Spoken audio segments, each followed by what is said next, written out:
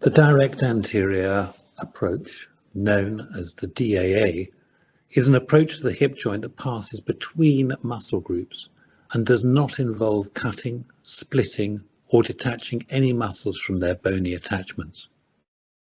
The approach was first described in the 1870s and, until the arrival of hip replacement in the 1960s, the DAA was the most commonly used approach for hip surgery. Early hip replacement designs had long stems that needed to be fixed into the canal inside the thigh bone. This was more difficult using the DAA, and most surgeons switched to the posterior and lateral approaches.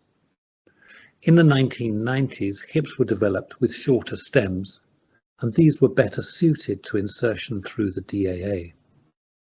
Over the past 20 years, a growing proportion of surgeons have adopted the DAA for their hip replacements.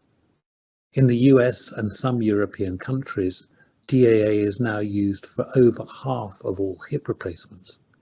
In Australia, the percentage is over 30%, but in the UK, only about 1% of cases are undertaken in this way.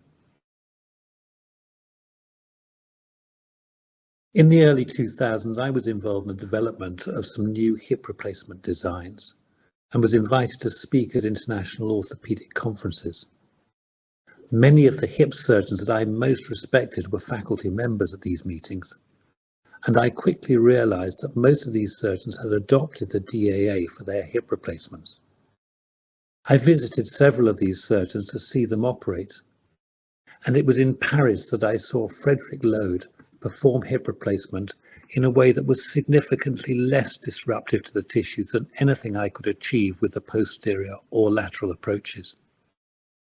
Frederick kindly came over to England to help me get started, and while it meant learning new surgical skills, it has enabled me to undertake hip replacements that disable patients for less time, and has proven to be the direction of travel that the rest of the world has followed.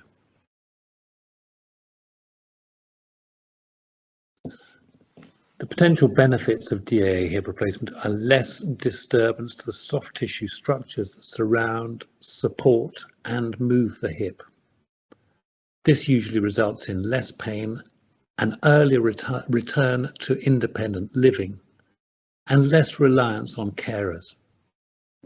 Patients who have previously had their other hip replaced using the posterior or lateral approach, and then have their second hip using the DAA, often say that it is like chalk and cheese, and ask why the DAA wasn't used for their first hip.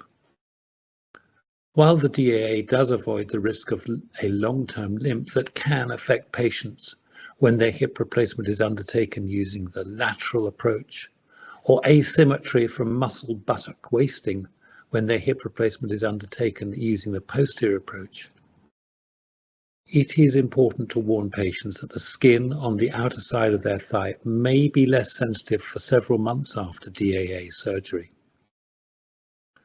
In Australia, surgeons have been recording the approach that they used for their hip replacements for more than 7 years, and their National Joint Registry shows that over this period the infection and dislocation rates are slightly lower for DAA patients.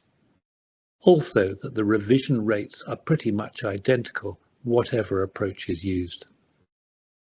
Since 2007, I have used the DAA for almost 3,000 hip replacement patients, and the only occasions when I would use another approach are for patients with a colostomy bag on the same side, or a skin problem in the groin area.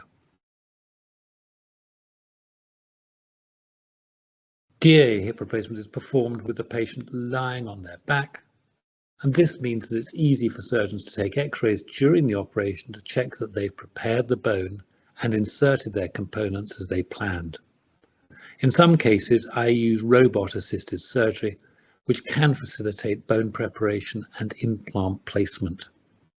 There are two options for the skin incision: the traditional oblique longitudinal incision, or the more horizontal incision, which is parallel to and a little below the groin crease.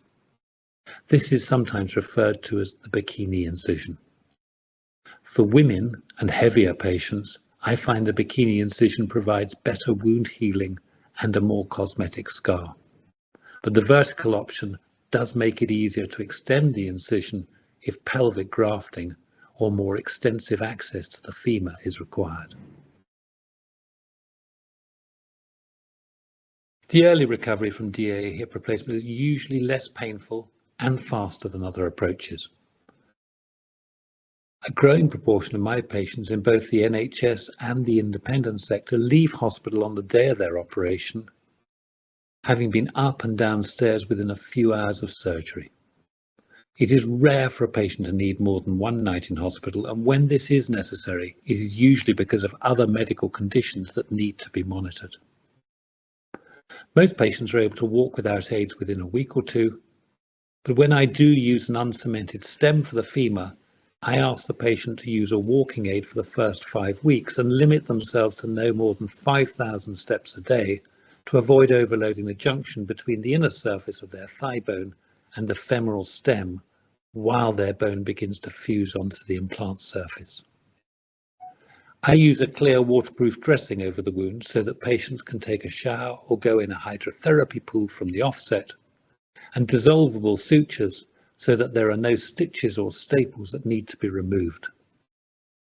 Most patients only require paracetamol by the 5th post-operative day and can drive safely by 4 or 5 weeks.